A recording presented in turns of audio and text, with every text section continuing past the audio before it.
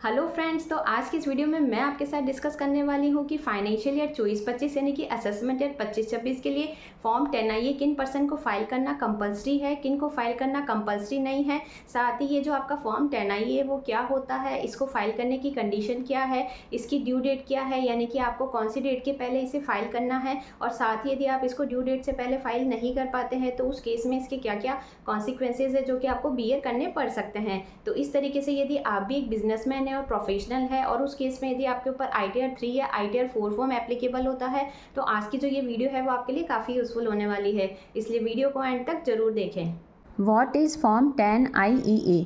तो गवर्नमेंट के द्वारा जो बजट 2023 प्रेजेंट किया गया था उस बजट में आपके न्यू टैक्स रिजीम जो है उसको by default tax regime declare किया गया है। यानी कि अब यदि आप अपनी फाइनेंशियल ईयर 24-25 की ITR फाइल करते हैं तो उस केस में बाय डिफ़ॉल्ट आपके ऊपर न्यू टैक्स रिजीम ही एप्लीकेबल होगी। लेकिन यदि मान लो कोई भी इंडिविजुअल है, HUF है, AOP है, BOI है या आर्टिफिशियल जुडिशियल पर्सन है जिनके द्वारा बिजनेस या प्रोफेशन किया जाता है, तो उस केस में यदि वो अपनी ITR ओल्ड टैक्स रिजीम में फ़ाइल करते हैं तो वहाँ पे उन्हें एक फॉर्म होता है फॉर्म 10IEA। ये फॉर्म उन्हें ड्यू डेट से पहले फाइल करना है, तभी वो ओल्ड टैक्स रिजीम में अपनी ITR फाइल कर सकते हैं। तो इस तरीके से टैक्स पेयर के द्वारा जो ये फॉर्म 10IA फाइल किया जाता है, इसमें टैक्स पेयर के द्वारा इनकम टैक्स डिपार्टमेंट को ये इन्फॉर्मेशन प्रोवाइड की जाती है कि टैक्स पेयर के द्वारा कौन सी टैक्स रिजीम है जो कि ऑप्ट की गई है। साथ ही ये फॉर्म जो होता है वो आपको ITR फाइलिंग की ड्यू डेट से पहले सबमिट करना होता है। नेक्स्ट है who should file form 10IEA। तो अब ये जो फॉर्म 10IA होता है ये किन पर्सन को फाइल करना होता है। तो अब यदि कोई भी टैक्स पेयर है जिसकी बिजनेस या प्रोफेशन से अगर कोई इनकम है, यानी कि यदि उनके द्वारा ITR 3 या ITR 4 फॉर्म फाइल किया जाता है और वो यदि अपनी ITR ओल्ड टैक्स रिजीम में फाइल करते हैं तो उस केस में उन्हें ये फॉर्म 10IA फाइल करना होता है। उसके बाद ही वो अपनी ITR फाइल कर सकते हैं। लेकिन यदि कोई टैक्स पेयर है जिसकी बिजनेस या प्रोफेशन की इनकम नहीं है, यानी कि अदर देन बिजनेस या प्रोफेशन की इनकम है, जैसे कि सैलरी से है या कैपिटल गेन से है या अदर सोर्सेज की इनकम है, तो उस केस में उन्हें ये फॉर्म 10IA फाइल करने की कोई भी रिक्वायरमेंट नहीं है। यानी कि उनके द्वारा ITR फाइल करते समय ही उन्हें दोनों ऑप्शन प्रोवाइड किए जाते हैं कि वो अपनी ITR ओल्ड टैक्स रिजीम में फाइल करना चाहते हैं या न्यू टैक्स रिजीम में फाइल करना चाहते हैं। तो ITR फाइल करते समय जिस टैक्स रिजीम में आपकी टैक्स लायबिलिटी कम बनती है उस टैक्स रिजीम में आप अपनी ITR फाइल कर सकते हैं। तो इस तरीके से जिन टैक्स पेयर के द्वारा ITR 1 या ITR 2 फॉर्म फाइल किया जाता है उन्हें फॉर्म 10IA फाइल करने की कोई भी रिक्वायरमेंट नहीं है। नेक्स्ट है due date for filing form 10IEA। तो फॉर्म 10IA फाइल करने की ड्यू डेट क्या है।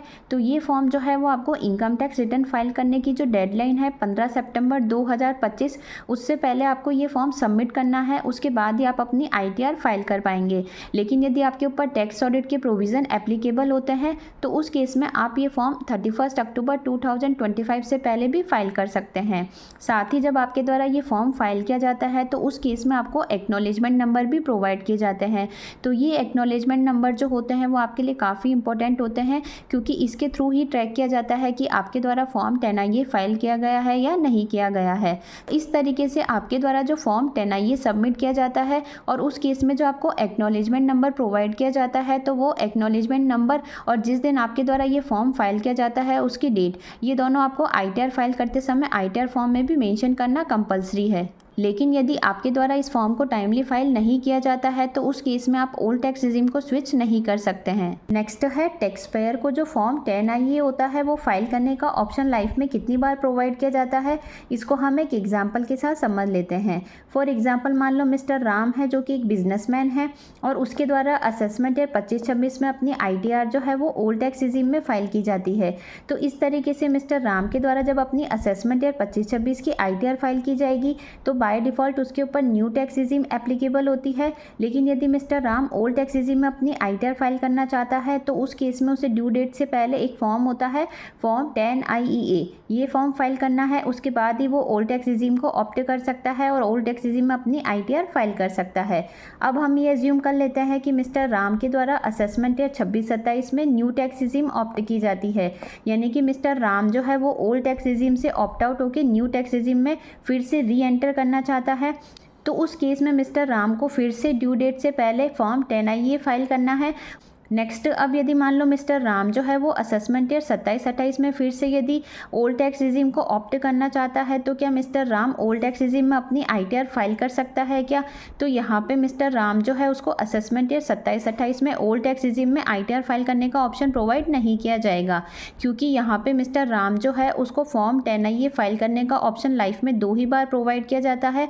एक तो उसके द्वारा जब न्यू टैक्स रिजीम से ओल्ड टैक्स रिजीम ऑप्ट की जाती है, और सेकेंड टाइम जब उसके द्वारा ओल्ड टैक्स रिजीम से न्यू टैक्स रिजीम में री एंटर किया जाता है। तो इस तरीके से मिस्टर राम के द्वारा असेसमेंट ईयर 26-27 में न्यू टैक्स रिजीम ऑप्ट की गई है, इसलिए मिस्टर राम के द्वारा असेसमेंट ईयर 26-27 के बाद में जितने भी असेसमेंट ईयर में ITR फाइल की जाएगी वो सारी ITR उसकी न्यू टैक्स रिजीम में ही फाइल की जाएगी। यानी कि मिस्टर राम यदि असेसमेंट ईयर 26-27 के बाद में किसी भी असेसमेंट ईयर में यदि ओल्ड टैक्स रिजीम को ऑप्ट करना चाहता है, तो मिस्टर राम को ये ऑप्शन प्रोवाइड नहीं किया जाएगा। यानी कि अगर आप लाइफ में एक बार ओल्ड टैक्स रिजीम से ऑप्ट आउट हो जाते हैं तो आप दोबारा से ओल्ड टैक्स रिजीम को ऑप्ट इन नहीं कर सकते हैं। इसलिए जब भी आप इस ऑप्शन को चूज़ करें तो बहुत ही केयरफुली और सोच समझ के करें, क्योंकि आपको ये ऑप्शन लाइफ में एक ही बार प्रोवाइड किया जाता है। तो अब आपको जो ये फॉर्म है वो किस तरीके से फाइल करना है, तो इसके लिए आपको सबसे पहले इनकम टैक्स पोर्टल पे आना है। वहाँ आपको अपना लॉगिन आईडी और पासवर्ड एंटर करना है। उसके बाद आपको ई फाइल में आना है। ई फाइल में आपको सेकंड ऑप्शन दे रखा है इनकम टैक्स फॉर्म, उसमें आपको फाइल इनकम टैक्स फॉर्म में जाना है। देन नेक्स्ट आपको ऊपर ही ऊपर ऑप्शन दे रखा है determination of tax in certain special cases. तो यहाँ पे आपको फॉर्म 10IA दे रखा है, इसे आपको ओपन करना है। जैसे ही आपके द्वारा ओपन किया जाता है तो यहाँ पे स्क्रीन पे ये पेज अवेलेबल हो जाता है। यहाँ पे आपसे असेसमेंट ईयर पूछा जाता है, तो आपको यहाँ पे असेसमेंट ईयर एंटर करके कंटिन्यू पे प्रेस करना है। नेक्स्ट आपको लेट्स गेट स्टार्टेड पे क्लिक करना है। अब यहाँ पे आपसे पूछा जाता है कि do you have income under the head profit और गेन फ्रॉम बिजनेस और profession during the assessment year, यानी कि आप जिस असेसमेंट ईयर के लिए ये फॉर्म फाइल करना चाहते हैं उस असेसमेंट ईयर में आपके बिजनेस या प्रोफेशन से कोई इनकम है क्या। यदि आपकी इनकम है तो उस केस में आपको यस पे टिक करना है। नेक्स्ट आपसे पूछा जाता है due date applicable for filing the return of income. तो अब यदि मान लो आपके ऊपर टैक्स ऑडिट के प्रोविजन एप्लीकेबल नहीं होते हैं तो आपको 31 जुलाई सेलेक्ट करना है। टैक्स ऑडिट के प्रोविजन एप्लीकेबल होते हैं तो 31 अक्टूबर सेलेक्ट करना है। और यदि ट्रांसफर प्राइसिंग के प्रोविजन एप्लीकेबल होते हैं तो आपको 30 नवंबर सेलेक्ट करना है। तो इस तरीके से आपको ये ऑप्शन सेलेक्ट करने के बाद कंटिन्यू पे टिक करना है। इस तरीके से जैसे ही आपके द्वारा कंटिन्यू पे प्रेस किया जाता है तो आपसे यहाँ कंफर्मेशन मांगी जाती है कि क्या आप ओल्ड टैक्स रिजीम में अपनी ITR फाइल करना चाहते हैं। और यदि आप एक बार इस ऑप्शन को सेलेक्ट कर लेते हैं तो उस केस में आप उसको फिर से विड्रॉ नहीं कर पाएंगे। तो उस केस में यदि आप सेलेक्ट करना चाहते हैं तो आपको यस पे टिक करना है।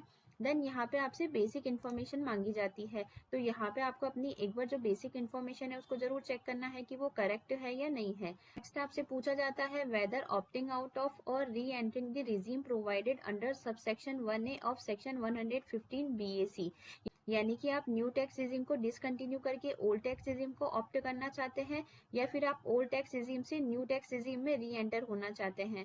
इस तरीके से आपको ये इन्फॉर्मेशन डाल के सेव करना है। नेक्स्ट आपको एडिशनल इन्फॉर्मेशन डालनी है whether having any unit in international financial service centre as refer to in subsection 1A of section 80 LA if referring as per serial number 5। तो इस तरीके से यदि आपकी कोई IFSC यूनिट है तो आपको यस करना है, नहीं है तो आपको नो करके सेव करना है।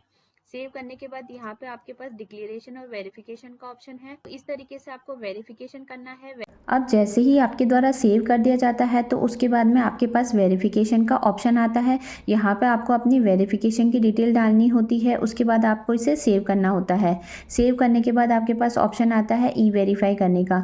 तो ई वेरीफाई में आपके पास कई सारे ऑप्शन हैं, जैसे कि आप इसे आधार OTP के थ्रू भी कर सकते हैं, आप अपने बैंक अकाउंट के थ्रू या डीमैट अकाउंट के थ्रू या फिर आप DSC के थ्रू भी कर सकते हैं। तो आप जिस ऑप्शन का यूज़ करके ई वेरीफाई करना चाहते हैं उस ऑप्शन पर आप टिक करके कंटिन्यू कर सकते हैं।